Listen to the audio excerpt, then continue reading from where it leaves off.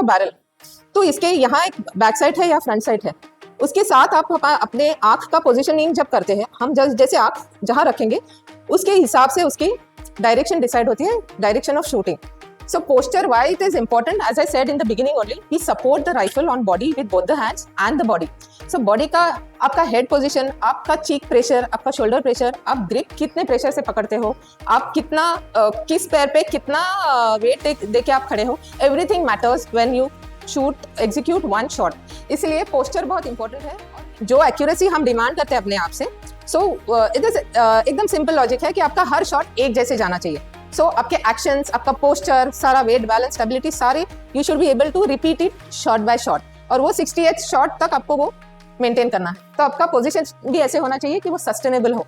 Okay, ये plane जो है उसको हम इस तरीके से एस बना के, ये सीधी हूँ मैं, वो राइफल मेरे बाहर है, तो उसको मुझे बॉडी पे लेना है. जितना आप राइफल का वजन बॉडी पे लेते हो उतना आपका राइफल का मूवमेंट कम और ज़्यादा स्टेबल पोजिशन बनेगा. So then what we do, we push forward and sir shoulder में रखते हैं ताकि यहाँ से पूरा ये लॉक हो जाए. Okay, so this are the two bends you have to always remember to lock your position. एक ये है और एक ये है. राइफल शूटिंग में grip is only to support this hand, ये पाम रेस्ट करने के लिए, और ये वहाँ रेस्ट इसलिए करते हैं हम ताकि हमारा ट्रिगर फिंगर सही जगह पे आए.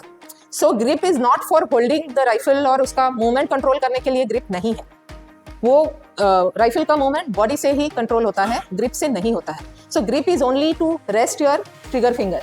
जो आपकी आंख का पोजीशन जो है वो बहुत इंपॉर्टेंट है, तो उसको सही जगह पे आए, इसलिए चीक पीस है. चीक पीस से मूवमेंट कंट्रोल नहीं होता. लॉट ऑफ शूटर्स दबा दबा के चीक पीस दबा दबा के रखते हैं, एब्सोल्युटली रॉन्ग.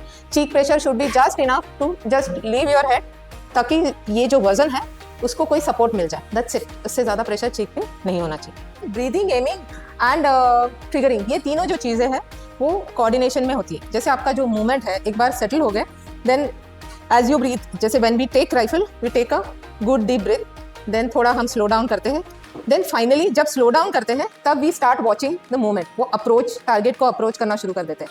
और mind is also inside our body, so healthy body has healthy mind and vice versa. So what you eat, what you do with your body makes all the difference on your mind.